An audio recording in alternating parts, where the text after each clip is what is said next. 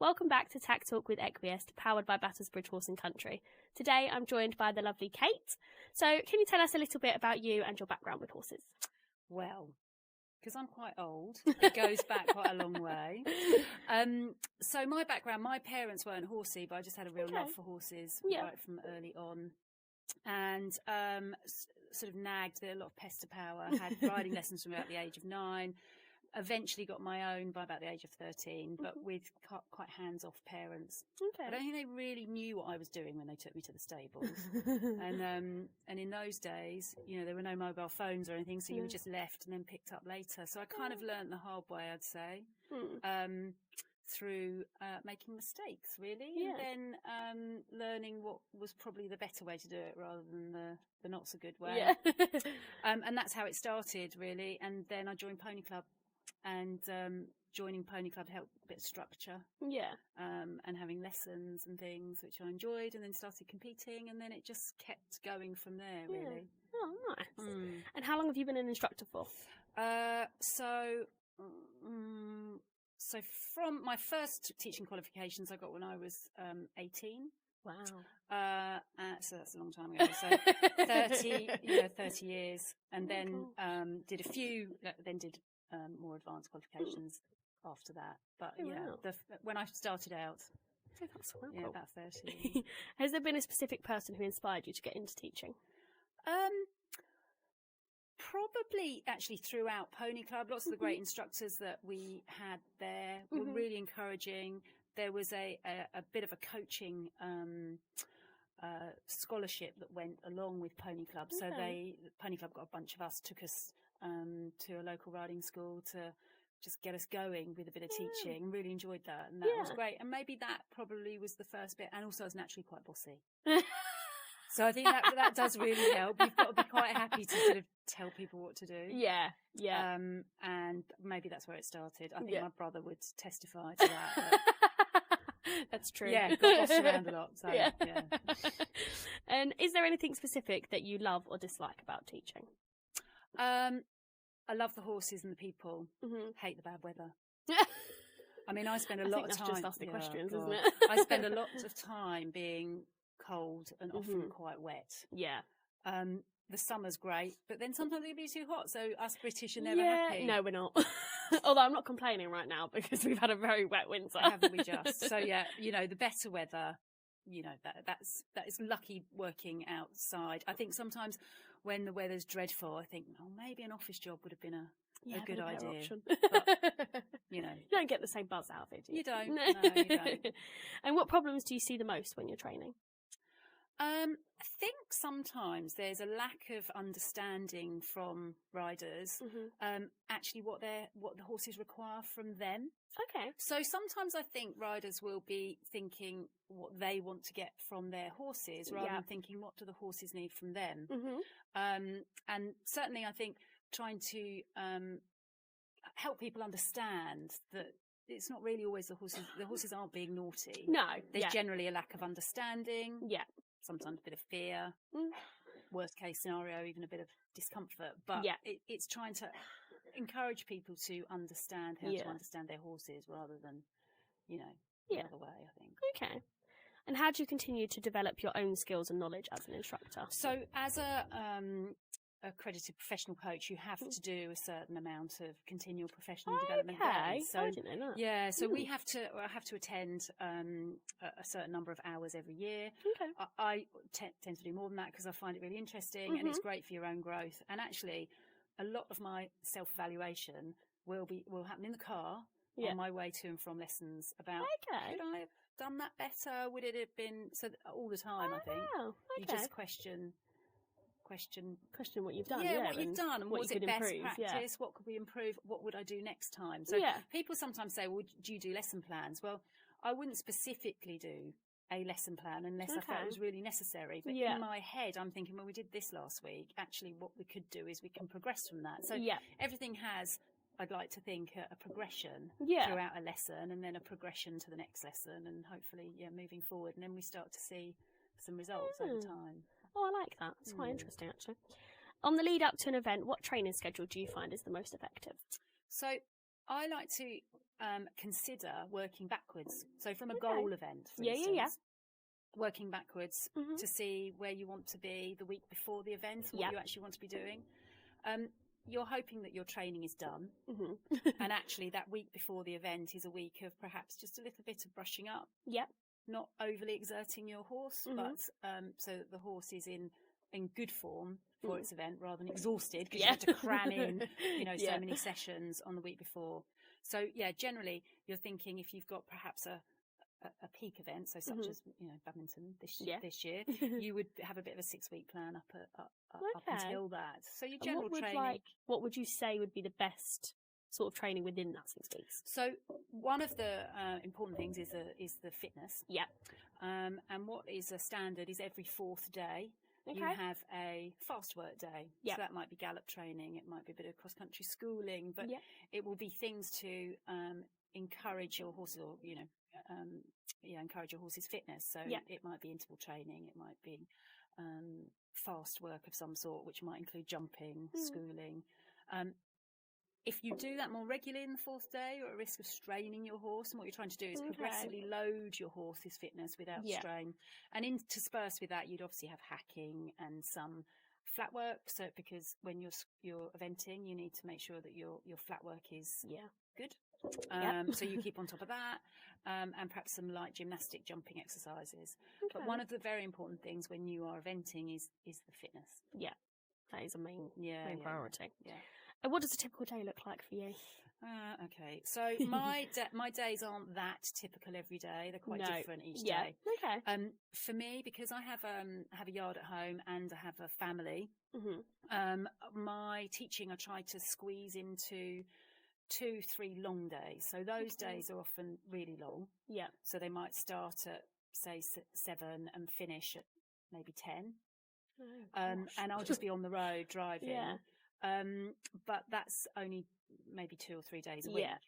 And then my other days will be spent doing our own horses at home, bit of maintenance at home as well. Not just maintenance, not in the just in the house, but outside. It's a lot of maintenance, isn't there, on a farm? Keeping the yard going. And then also trying to be a parent as well. It's a hard one, juggling the horse's parents' job. All of that. So constant mum guilt, I think. So that's my day. My days, I'd say, are not typical, but basically 7 days a week. It involves a horse in some form. And how do you approach teaching beginners versus more experienced riders? So, real beginners, I don't teach very often now. Not that I can't do that, but it seems to be that I'm just taken in a slightly different direction. I suppose the riders that need the most of your help are actually the less experienced riders that are perhaps starting new challenges for the first time. So, for instance, a more novice group that might be riding as a group of riders in, say, a clinic type scenario, then, you need to make sure that you help keep them safe. And that's kind of, when I'm doing those things in my clinics, that's a real focus for me, keeping everybody safe. Your more experienced riders, you can set an exercise and off they go. They can tend to keep themselves pretty safe, and actually what they're looking for you is exercises to improve performance opposed to necessarily learning. And I think the other thing that's quite key is you can't teach something new every week if you're teaching somebody on a weekly basis, but what you are doing is you're maintaining that level of perhaps what they've learned from the week before. So you're always so training, coaching becomes, I become a helper, I suppose, helping somebody maintain that level. If you could give one piece of advice for someone starting out in eventing, what would it be? It would be to have a goal, but also to be realistic in your goal and take things steadily. Because I think sometimes people can go, right, I've got the horse, I've kitted myself out, I'm all ready, I'm off, and I'm going to go and enter my first event. But actually, there are stepping stones to that first event. And you need to sort of shape your progression in order to get to that event rather than get the gear and go and have a go. So really, it is get some good advice and to, set your goal, but be realistic. Training. And stepping stones, yeah. Train. Practice makes perfect. It does. Well, makes it permanent, I think. Yeah. Yeah, we're not allowed to use perfect anymore, Yeah. are we? How do you feel eventing has evolved from when your journey started? When I started, all eventing started at lower level, started pony club eventing, unaffiliated eventing. Mm-hmm. So BE, or British eventing, was then run by the British Horse Society. Okay. And it started at novice level. So novice level was, in old money, it was 3'6", but now, so that's sort of 1m5, 1m10, that kind of size. Yeah. You went in at that. So there was no 80, gosh. 90 metre. Talk about throw yourself in the deep end. So you had to do your kind of earn your stripes at pony club level. Yeah. But there was a lot more of it, and probably there were bigger entries, a bit more respect for it as being a really good ladder to climb. Yeah. So I think that for me the biggest difference was you went straight in at that level, and I would say things were less technical but bigger. Fences were bigger.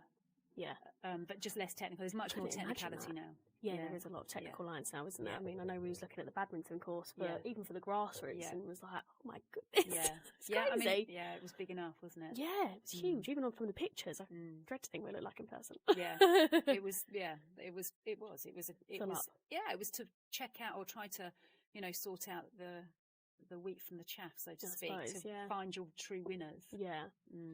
Do you see a future for event riders? I hope so. Mm-hmm. I think there've been issues with eventing. I think cost is a huge issue. Unfortunately, there's been a lot of venues lost, so that adds to cost because people are having to travel further for eventing. What I hope it does mean is there's more of a resurgence of perhaps unaffiliated competitions, and so then it becomes a little bit more accessible. Yep. So I really hope there is a future, but I think also the way the climate is, we're getting really wet springs again and really dry summers. So I think people don't want to run their horses on the hard ground. Nope. I think maybe there'll be a more arena eventing based stuff going on.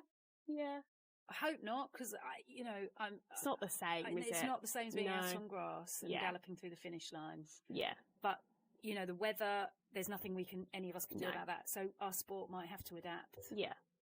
Okay. What do you feel needs to change in order to improve the equine sport? I think equine sport in general, I think welfare is a massive thing. And I think that people being aware of equine welfare and making sure that is at the forefront is super important. Yeah. And I think that will help keep the longevity of all equine sports. Yeah. Not just eventing, but all of them. And I think the more we can encourage people at grassroots level to all be on the same page, then hopefully it's got a future. Yeah, fingers crossed. How do you incorporate animal welfare into your teaching? Okay. So, I mean, a little like we were just talking then, I mean, for me, when there are I feel there's a welfare issue, such as a horse might be underweight or overweight. Yep. Or perhaps I might feel the work that the horse is doing isn't suitable. Okay. I'll cross that bridge in a tactful way, because actually I feel that most owners aren't doing things because they're intentionally being cruel. It might just be they need a little bit of help recognising that what they're doing is not perhaps right for their horse. Yeah. A bit like when somebody might be trying super hard to make a horse go in a way that they feel is the right way. Yeah. Perhaps it's not right for that horse, and actually that horse is not happy working in that way. So there are ways to tackle that to hopefully have a happy horse and happy rider. Yeah. And for those who may not be able to attend Pony Club, what would you say is the best way for them to learn animal welfare? I think there's quite a lot online actually that's accessible to all. It's a big platform now, isn't it? Really big platform. Also, as well, I think if you're in a yard with others, to gain knowledge from other people, more experienced people, ask questions. Yep. And I think that's probably one of the best ways. Yeah. If particularly young riders starting off, there's riding clubs as well. That also can be a great experience to have a bit of camaraderie and company when you're doing things with your horses. Lots of clinics and camps that are organised as well to encourage that and encourage welfare. Yeah. Having a good mentor or helper at your side is great. That's a great one. You can just get on the phone. I mean, myself, I didn't do Pony Club when I was younger. It was just something actually I didn't even know about when I was No, younger. I know. Yeah. It's not really spoken about that much anymore. No. And I learned from my mentors and the others. people that were around me and my instructors and things. So it is a big thing to learn, but you have to learn from the right people, I suppose. You do, and it's having the right people around you. Yeah. And sometimes when you start off, you don't really know who the right people are. No. And you've got to go with your gut. Yeah. But I think generally, if people are treating horses well, then you would think that they're people to listen to. Yeah. Do you feel animal welfare has been at the forefront of the sport over recent years? I think it is certainly becoming more at the forefront, and it's trying to be the sports are trying to be transparent to show that this is what we're doing with our horses, this is what we want to achieve, and this is how we want to achieve educating others. So I do think there are steps being taken towards that. Certainly, we at Pony Club, for instance, there's been a big change in the little test systems that they do for the members to put welfare at the forefront and making sure that all riders, from really little ditties to the ones that are getting a bit more professional, are really understanding that that's what we've got to keep at the forefront with our training, with our care, with our understanding of just horses' natural instincts too. And making sure that horses are herd animals, and they're animals that like to have some freedom and rolling around, and we've got to make sure we still provide them with those things. Let the horse be the horse. Yeah. And mindset is a huge part of being an equestrian. How do you feel this is incorporated into training, or how can you incorporate it in? Yeah, so I'm quite keen with my riders. So perhaps when a rider might be feeling a little bit tired or needing and thinking they need to go off for a little drink or rest, and I'll say, right, we can have a break, but we're just going to push on for now. I like to try to encourage people to be a little resilient, even when, and that really helps with a positive mindset to be a little resilient. So resilience is something that I think is important. Also stretching one's perhaps comfort zone. That's another mindset, because I think you can think, okay, I'm comfortable with this, perhaps my smaller zone, but if you push it a little bit, then that smaller zone becomes really comfortable. So I think mindset's a really important thing. Trying to be positive, trying to push your comfort zone, and sort of pushing resilience. That is the hardest part, I think, pushing your comfort self out of that little box that you're in of like, I'm comfortable here. And that's why having a helper with you, whoever that may be, even just to hold your hand, a bit of moral support to encourage is hugely important. So encouragement, positivity. The support again, having the right people around you again. Yeah. And do you think there are any misconceptions about equestrians? Yeah, loads. Loads. So I think people tend to think that we're all really well off. They do. Hoity-toity people. Yeah. But I think most of us would agree that the fact that we're got horses means we're not well off. Yeah. That's so true. Isn't it? So true. So I think most of us aren't, because we spend all our money on our horses. So I think that is a misconception. So I think it becomes, to some, then not a sport that's not really obtainable. There are certainly, it's difficult. There are certainly some schemes that are run to try and encourage riding to those that perhaps are not able to access it. A long time ago, I was part of running a riding school in Hackney called Lee Valley, equestrian centre, and they did subsidised lessons that were subsidised by the local park authority to allow really cool. children within Hackney to have access to riding. Oh, I love that. Yeah, that's and really nice. It was really good. It was really good. We had such a diverse range of kids coming and riding. Everyone have a go, who would never have had the opportunity otherwise. Oh, I love that. Yeah. And can you share any tips for riders looking to improve their balance, posture, and overall riding technique? Okay. Have a lunge lesson. Oh, okay. Meaning they're on the lunge, being lunged. Because it gives a really great sense of being able to work on balance, posture, without having to control the horse. So the horse is being controlled for you. You are then able to have, one-to-one with a coach, helper, whoever, to really focus on position. And that's one of the best ways to improve position and balance. Actually. Yeah. Well, that's good. I mean, there are other ways too.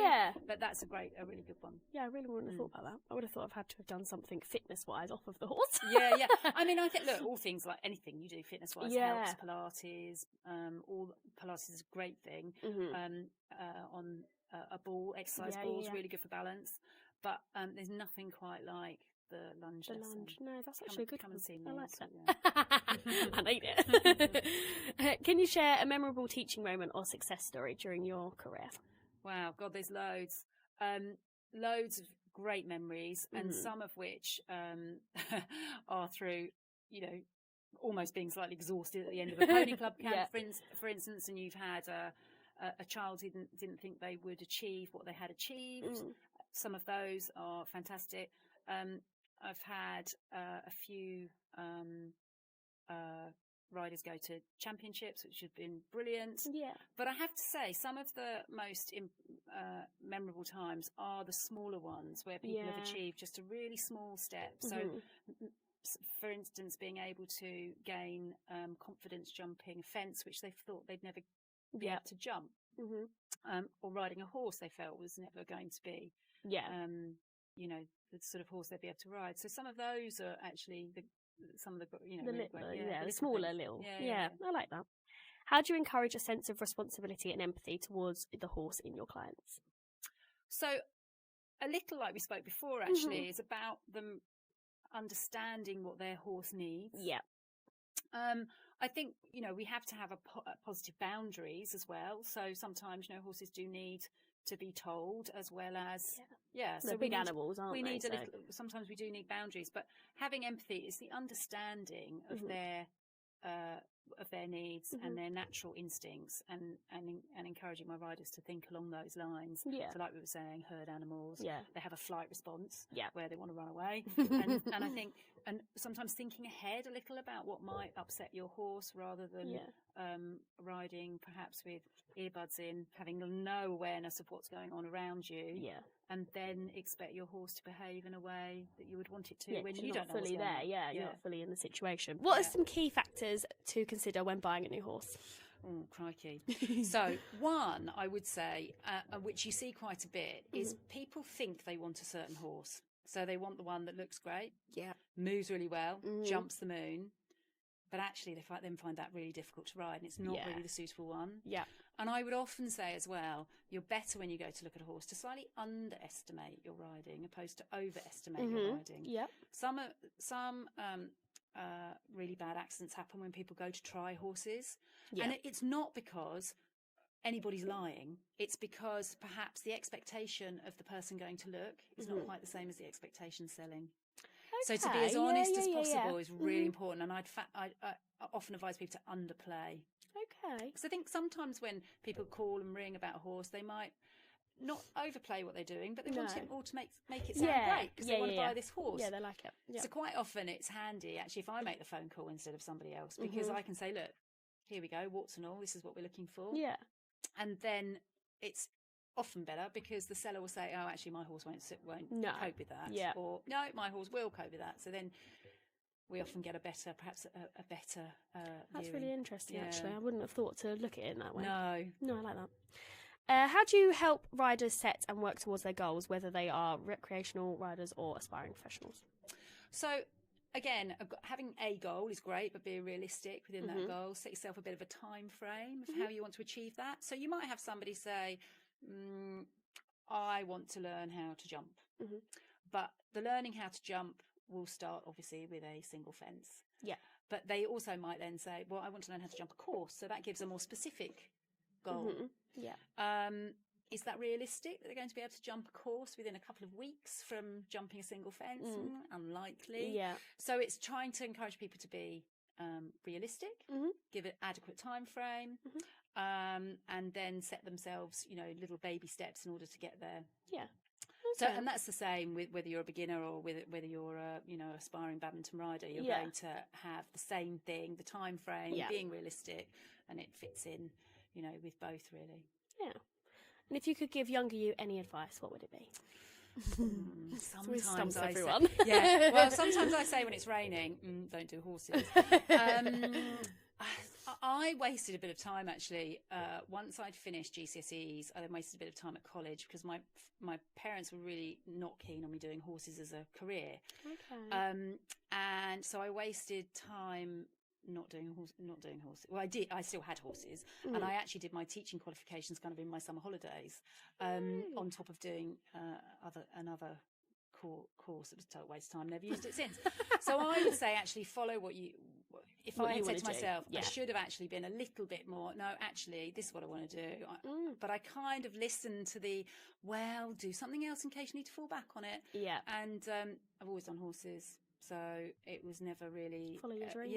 Any doubt. It kind of, just follow. It's in your blood. It is, it's just there. And what can we expect to see next from you? Well, probably we'll be continuing working. So, yeah, I mean, we do camps and clinics, and I have a lady that organises those for me. I will continue teaching have a very kind of loyal, faithful client base that some I've been teaching for 25 years. So it's lovely that I have people that I've seen start from real small children now to grown up, flourishing adults. So it's imagine that's really nice to see. Yeah, and it's brilliant just being part of their journey. Yeah. Really great. Yeah. I love been that. lucky. Oh, well, thank you so much for coming on today. Very I've loved welcome. having you. Thanks It's been for very having me. interesting. Yeah, thank you. And if you did like this episode, please don't forget to give it a big thumbs up, comment, share it with your friends, and hit that all-important subscribe button. And we shall see you all for the next one.